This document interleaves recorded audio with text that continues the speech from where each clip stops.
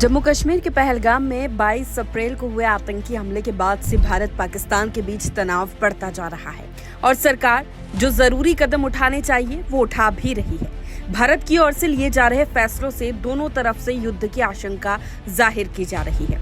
इस बीच केंद्रीय गृह मंत्रालय ने राज्यों को 7 मई को मॉक ड्रिल के निर्देश दिए हैं। ऐसा इसलिए किया जा रहा है क्योंकि अगर कोई आपातकालीन स्थिति आए तो अपने देश के नागरिकों को बचाया जा सके।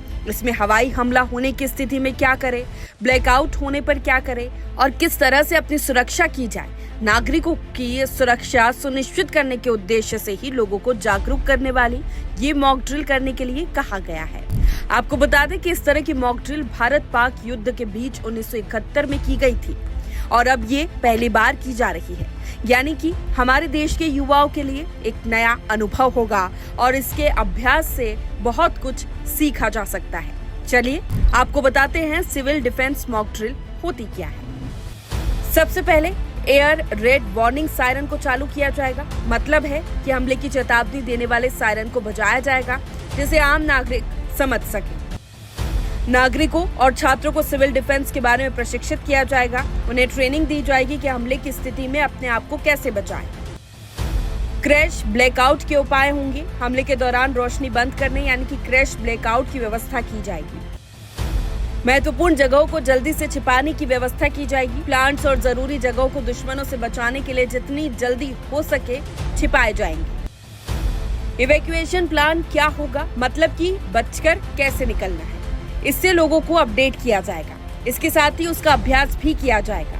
युद्ध की स्थिति में कैसे आम लोगों को सुरक्षित जगह ले जाए, इसकी तैयारी की जाएगी। आकस्मिकता की स्थिति में किस तरह हम ज़्यादा सजग हो, ज़्यादा सतर्क हो, ज़्यादा सुरक्षित हो, इसके मद्देनजर आज की जो वर्कशॉप थी आयोजित की गई थी। और इसका उद्देश्य आपने देखा होगा कि आम व्यक्ति को किसी भी तरह की आकस्मिकता की स्थिति में किस तरह का आचरण करना चाहिए, किस तरह सुरक्षा के जो मापदंड है, एसओपी है जिनका पालन करना जरूरी होता है, उस बारे में जरूरी जानकारी दी गई।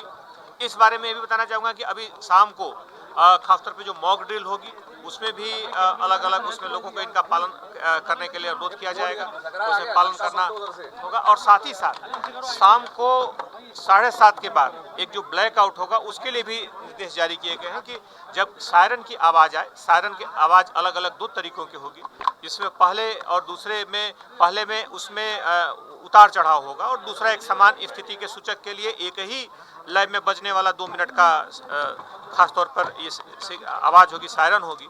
उन स्थितियों में हमें उसका पूरी तरह से पालन करना है और यह जो पालन करना है हमारी एक सुरक्षा के लिए आवश्यक है। एक व्यक्ति को एक नागरिक के तौर पर किन सुरक्षा मापदंडों का पालन करना है जो ताकि सुरक्षा सभी की अभेद्य रह सके, इस बारे में एक कार्यशाला थी और खासतौर पे आज के जो मॉक ड्रिल है। हालांकि इस तरह की मॉक ड्रिल आम प्रक्रिया है। कई देशों में समय समय पर इस तरह के अभ्यास किए जाते हैं और लोगों को जानकारी दी जाती है। ये एक ऐसा अभ्यास है जो लोगों को किसी भी आपातकालीन स्थिति से निपटने के लिए तैयार करता है, जिससे लोगों की जान बचाई जा सकती है। अब आपको बता दें मध्य प्रदेश में कहां मॉक ड्रिल होगी। 5 जिलों को चिन्हित किया गया है: भोपाल, जबलपुर, ग्वालियर, कटनी, इंदौर। वहीं छत्तीसगढ़ के दुर्ग जिले में मॉक ड्रिल परफॉर्म किया जाएगा।